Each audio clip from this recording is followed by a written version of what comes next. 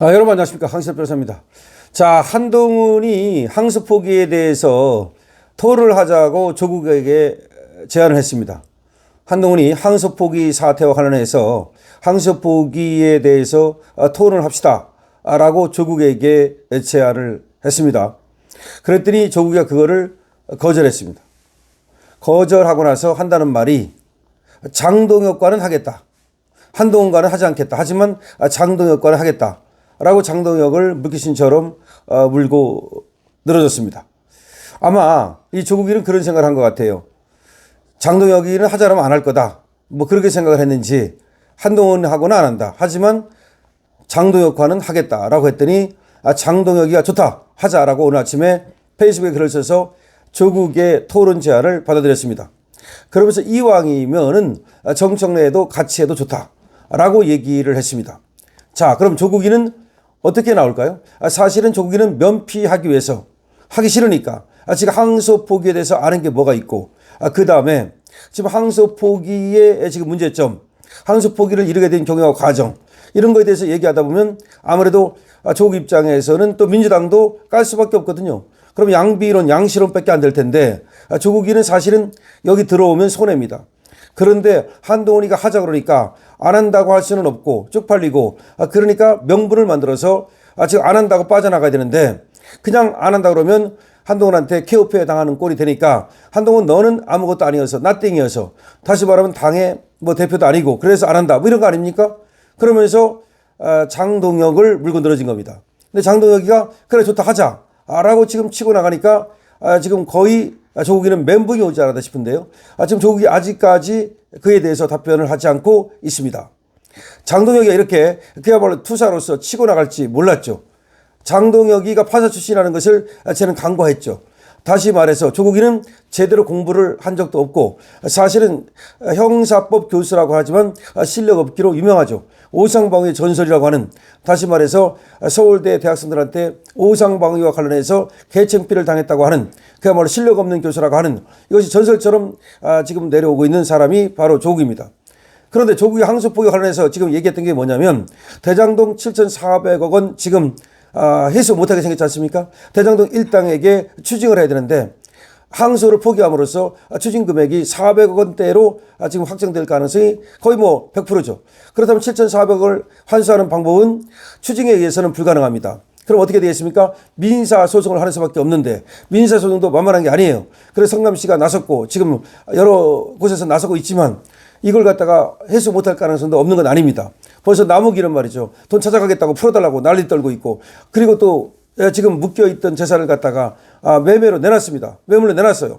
이런 전체적인 걸 보면은 얘기가 쉽지 않은데 자, 그런데 거기에 대해서 조국이는 뭐 추징 보전된 재산이기 때문에 어쩌고저쩌고 하면서 뭐 지금 이걸 해소할 수 있느니 없느니 지금 그런 얘기를 했단 말이에요. 다시 말하면 지금 조국이 얘기는 그거예요.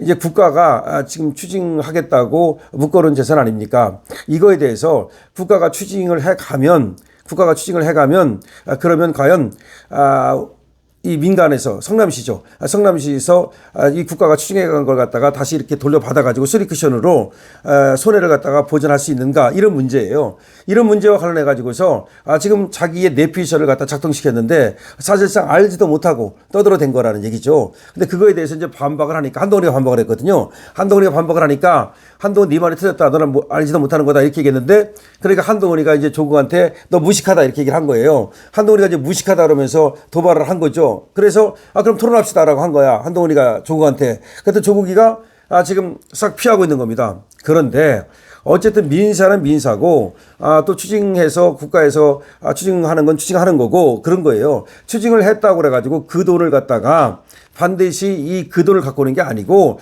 추징당한 돈은 추징당한 돈이고 그만큼의 손해를 끼쳤기 때문에 그거하고 별도로 너는 또 네 재산이 있으면 그걸 물어내야 되는 거야. 사실은 말이죠.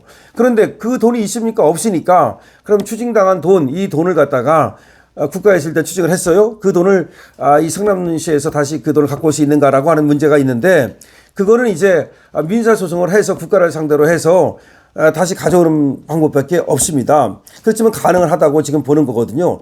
근데 어쨌든 이런 문제가 조금은 이제 법적으로 따져볼 문제가 있어요. 그런데 어쨌든 간에 지금 한동훈이가 그에 대해서 무슨 말을 했더니 조국이가 한동훈이가 뭘 모른다고 얘기를 한 거고, 그러니까 한동훈이가 조국한테 이제 또 무식하다고 얘기를 하니까 그래가지고 그럼 토론 한번 합시다 이렇게 붙었던 건데, 어쨌든 조국이는 한동훈한테 겁을 먹었는지 아니면 한동훈을 가짜않게 보는 건지, 한동훈 너랑은 안 한다, 장동혁 대표랑은 하겠다 이렇게 얘기를 한 거야. 근데 장동혁 대표가 좋다 하자라고 지금 이거 덥석 물어버린 거야. 물어버리니까 지금 조국이랑 안 할 줄 알았는데 지금 이제 궁지에 몰렸다고 봐야 되겠죠. 그리고 여기에 이제 장동혁 대표는 그럼 정청래도 너도 같이 나와서 하자 이렇게 한 겁니다.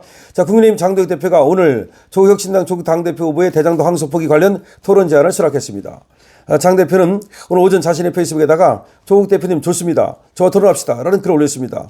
그러면서 정청래 대표의 참여는 언제든지 환영합니다. 그러니까 정청래 오든 말든 우리끼리 하는데 정청래가 온다라면 환영한다.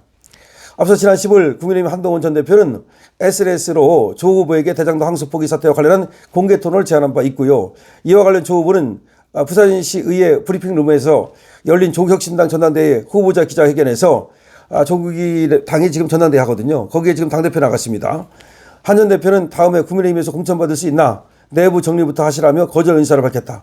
그러니까 한동훈이가 아직 국민의힘에서 힘이 없기 때문에 너 공천도 못 받을 건데 안에서 네 일이나 정리하라 그러면서 너는 안 하겠다.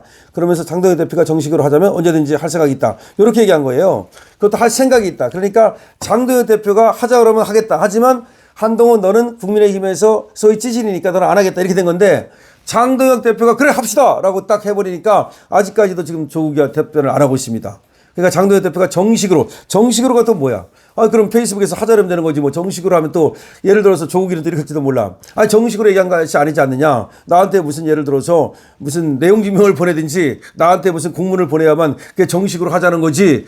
지금 뭐 페이스북에서 하자는 게 그게 정식이냐. 또 이렇게 또 발표할지 모르겠습니다만은 장동혁 대표가 하자고 했을 때 제가 볼 때는 조국이 또 발뺌을 할 가능성이 없는 것은 아닙니다. 왜냐하면 조국이는 아는 게 없거든요. 그 다음에 또 하나. 조국이가 여기 나와가지고 떠들어봤자 이익 볼 게 없거든요. 생각해 보십시오. 지금 항소 포기를 시킨 건 민주당이에요. 그리고 이재명 정권이야. 근데 조국이 나와가지고 뭐 거품 물면서 이재명 뭐 옹호하고 그다음 민주당 옹호해봤자 지한테 글쎄 그렇게 뭐 남는 거 있나?